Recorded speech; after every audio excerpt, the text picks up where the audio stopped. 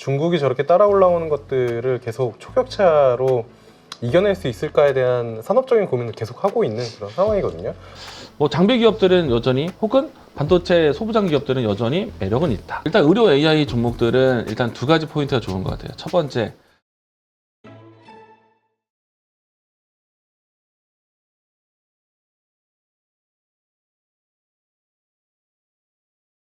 현대위아 질문 주셨는데 매수가 71,100원이라고 하세요. 비중은 15%라고 하시고 물적 분할한다고 하는데 어떻게 해야 될지 진단을 부탁드립니다. 라고 말씀 주셨어요. 현대위아 매수가 71100.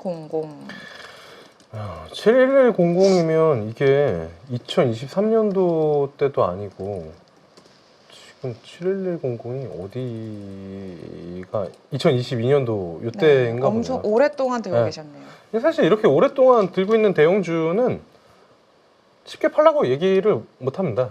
그리고 그렇게 팔라고 얘기를 하셔도, 왜냐면 보면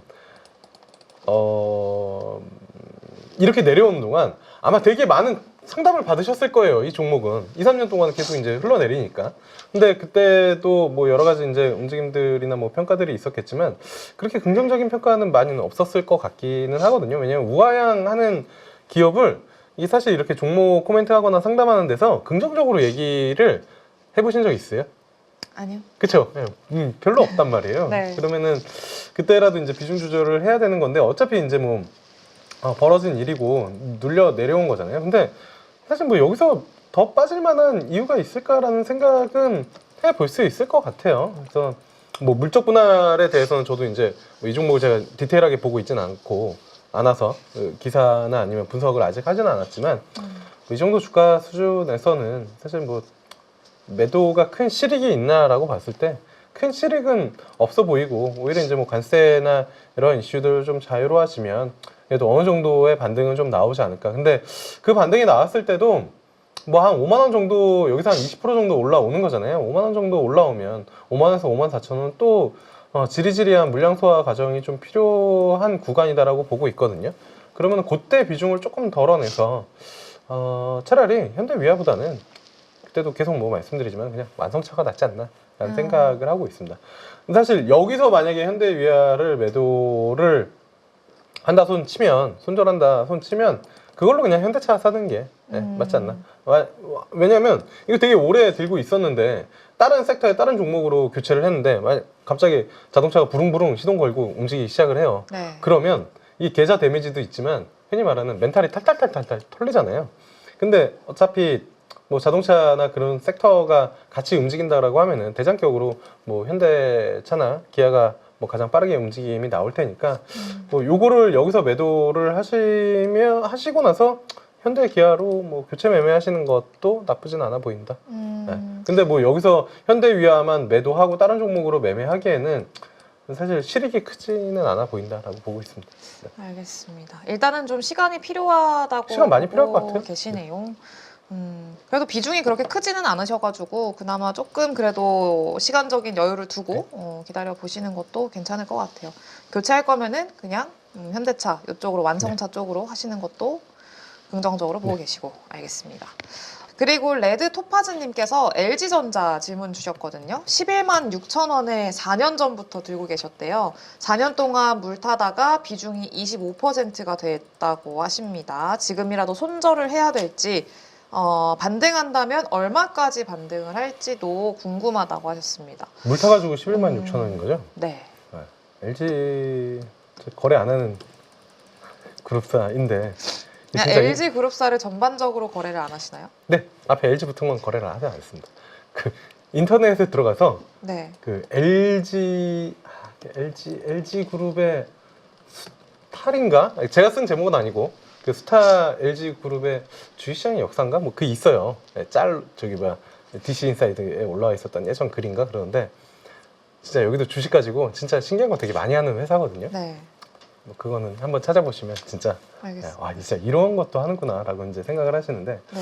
어쨌든 이제 그걸 떠나서 그냥 LG전자만 놓고 보더라도 뭔가 매력적인 게 없죠. 이합 전에 여기 움직였었던 게 아마 그거 공조기 그때였던 것 같은데 냉각 이슈였던 것 같은데 이때가 13%. 네.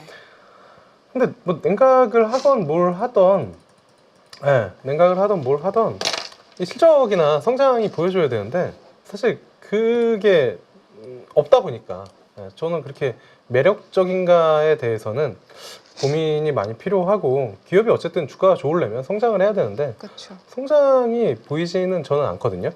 네, 그래서 지금이라도 매도를 하냐라고 물어보시면 뭐 반등시에 매도라고 교과서적인 답을 드릴 수밖에 없지 않나, 네, 그렇게 보고 있습니다. 근데 반등시는 어디까지 반등? 네, 반등이요? 네, 반등 고려하고 뭐 계세요? 한 7만원에서 8만원 정도? 네, 그냥 뭐 흔히 상 말해서 단위에 8만 원 정도. 네, 뭐 8만 원 정도?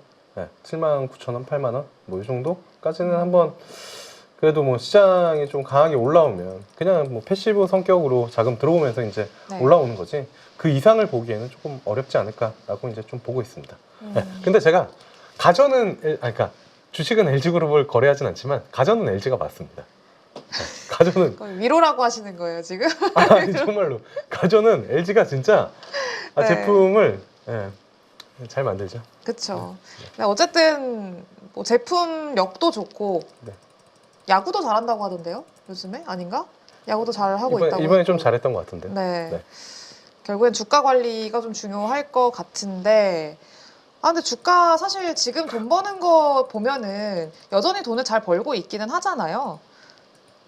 작년에는 좀 많이 못 벌었긴 했는데 이제 정상화가 좀 진행이 되고 있는 상황이고, 근데 주가가 거의 뭐 이전의 수준까지 돌아가 있으니까 이게 LG 그룹의 연봉이거든요. 여기서 어떤 성장이 보이는지 저는 잘 모르겠어요. 네. 네. 이게 이때가 이제 코로나 때거든요.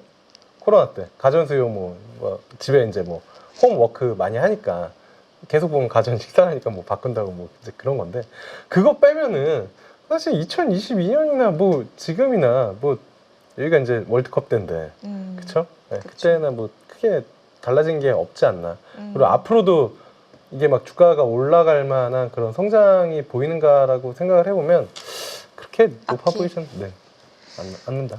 네. 알겠습니다. 좀 기술적 반등 시 매도 쪽으로 네. 조금 보고 계시는 것 같아요. 알겠습니다. 그리고 흑수저님께서 오로스 테크놀로지 매수가 26,100원이라고 하셨고 비중은 10%라고 하셨어요. 지금 추가 매수 어떨까요? 라고 질문 주셨습니다. 이거 제가 안 만약에 보는, 삼성전자가 엔비디아 납품하게 되면은 뭐 HBM3 이상부터 말씀을 하시는 거겠죠? 납품하게 되면은 오로스 테크놀로지도 수혜 볼 수 있나요? 이것도 질문을 주셨는데 이게 그거 관련된 종목인가 보군요. 아예 관심이 없으시고 제가 좀 전에 말씀드렸지만 저는 반도체 쪽에서는 네. 그냥 대장 그 삼성전자, SK하이닉스 두 개, 그 다음에 이제 소부장 쪽에서는 파크 시스템즈, 그 다음에 뭐 리노공업, 뭐 거기에다가 하나 뭐 두세 개 붙이면 이오테크닉스, 이 정도 이제 보는 건데, 전 전체적으로 반도체에 대해서 그렇게 긍정적으로 생각을 하고 있지는 않아요. 네. 결국에는 반도체에 대한 경쟁력이 중국이 저렇게 따라 올라오는 것들을 계속 초격차로 이겨낼 수 있을까에 대한 산업적인 고민을 계속 하고 있는 그런 상황이거든요. 물론 삼성전자가 HBM을 뚫어내면 뭐 이야기가 좀 달라질 수는 있겠지만, 그 기대감을 가지고 이 오로스 테크놀로지를 더 사시는 것보다는 네. 그냥 삼성전자 그 정담화로 정배로 그 삼성전자를 베팅하는 게 맞지 않을까라고 생각을 하고 있습니다. 알겠습니다. 제일 네. 큰 게 반도체일 네. 것 같은데 네. 엔비디아 H20 실적도 전망 때문에 급락을 했잖아요. 시간 외에서. 우리나라 시장도 같이 좀 영향을 받고 있는 것 같은데 요거는 네. 좀 어떻게 해석을 하고 계세요? H20에 대한 그 중국 수출 규제 말씀하신 거죠? 네. 네. 일단은 그 문제가 사실 저는 큰 문제라고 봐요. 근데 생각보다 지수에서는 크게 안 빠지더라고요. 큰 문제라고 생각되는 이유가 뭐냐면은, H200하고 H20하고 모델에 대한 판매처가 좀 다릅니다.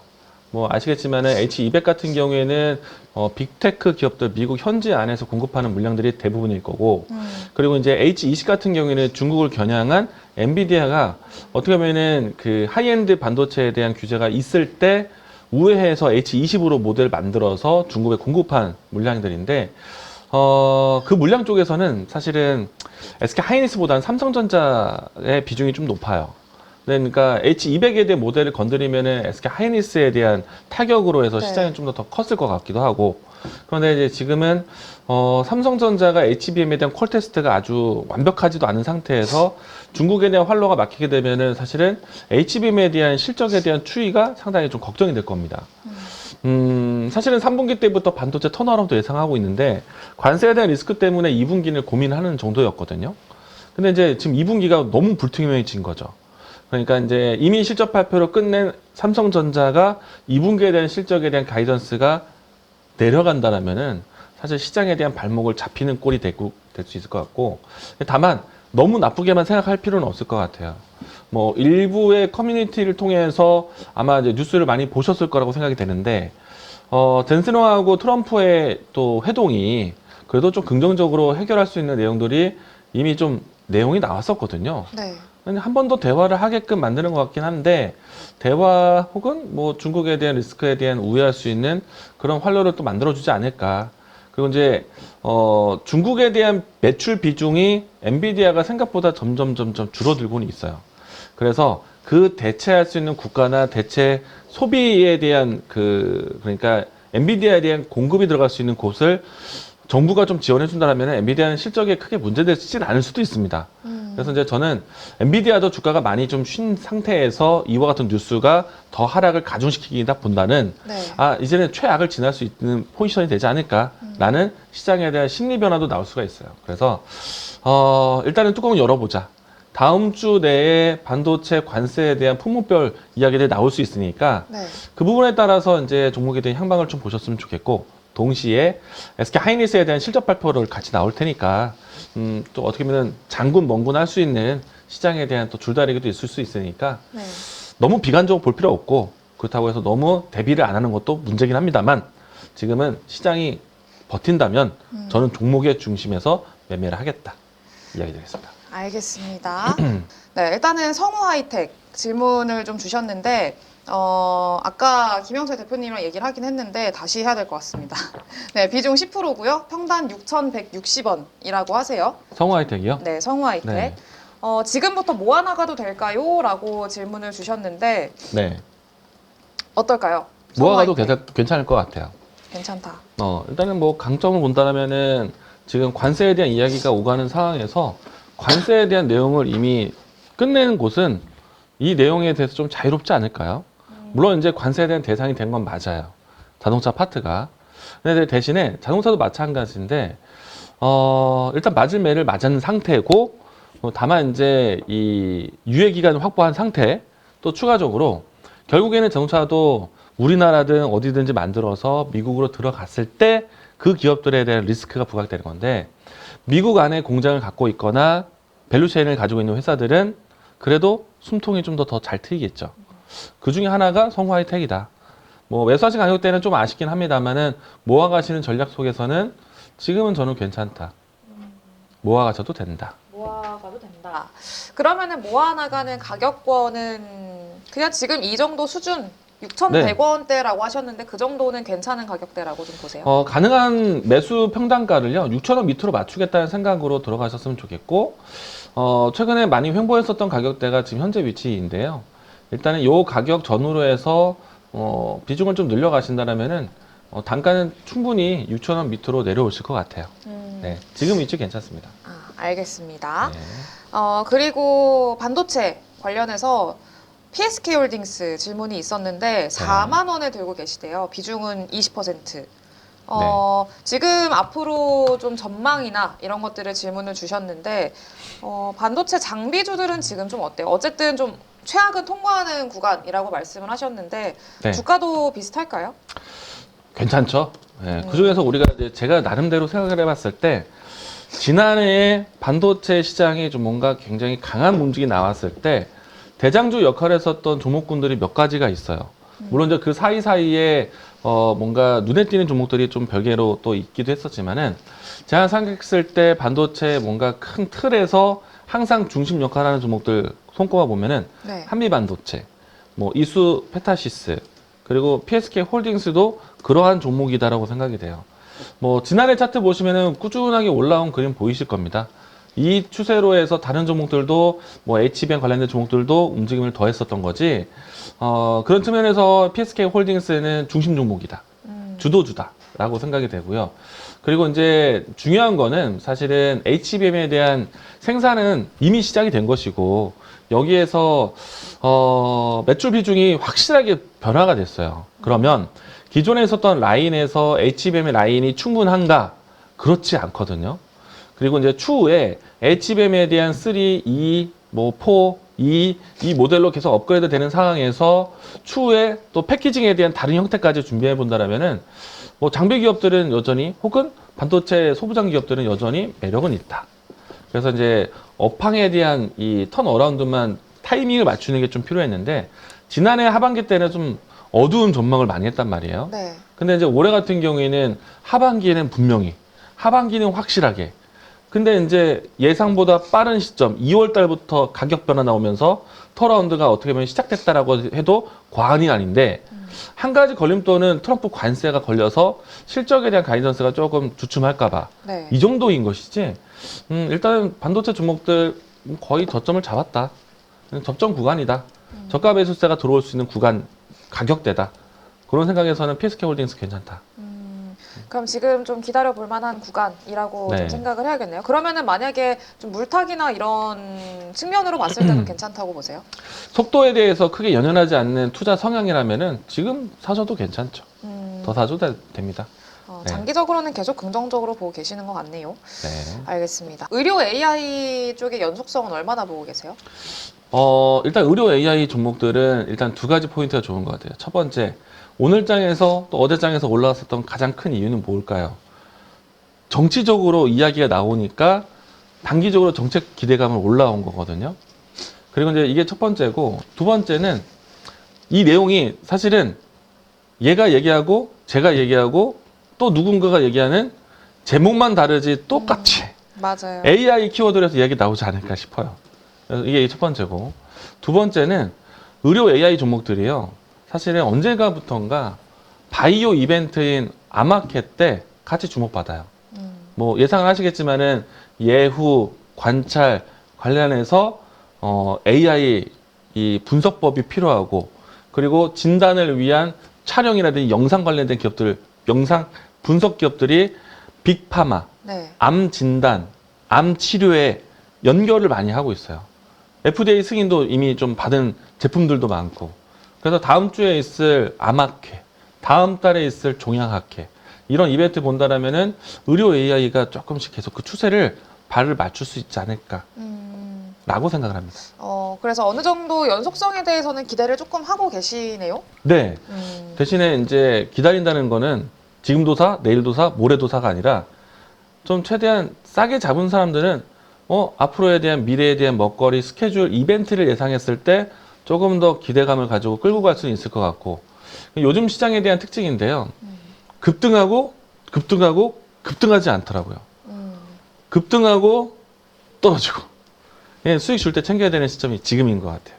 빠르게 올라간 만큼 시장이 쉴 때 됐다라고 판단하고 있기 때문에 그래서 수익 줄 때는 꼭 챙기시고 줄 때 잘 챙겨야 되는 시장. 그러면 셀바스 AI는 좀 어때요? 윤희님께서 셀바스 AI 22,246원에 비중 10%라고 하시거든요. 지금 시점에서 어떻게 대응해야 될지도 좀 질문을 주셨는데 오래 걸리셨어요. 네. 그렇죠? 네. 2년, 1년, 2년은 걸리셨네요. 나중에 이 분야에서 빛을 보면 좋겠다라고 생각을 합니다. 우리가 이제 초창기 때 AI 소프트웨어 종목들을 봤을 때 코난 테크놀로지, 네. 셀바스 AI 얘네 종목이 딱 두 가지가 제일 강했어요. 근데 이제 지금은 이제 많은 기업들의 또 스타트업의 신규 상장 종목에 많은 AI 소프트웨어 회사들이 있는데 이 회사가 셀바스 AI, 셀바스 헬스케어 이름이 두 가지가 또 있잖아요. 얘네가 이제 의료 쪽 사업에 대해서도 또 진출한다라고 하니 이제 그 부분에서 이제 조금 뭔가 가시적인 성과가 나오면 좋겠다라고 생각이 되고, 근데 그게 아니더라도 초창기에 AI 소프트웨어로 주목받던 종목이니까 AI의 소프트웨어 종목들은 사실 저는 지금은 괜찮다고 생각하고 있거든요. 네. 추세 연속성이 있다라고 생각이 되고요.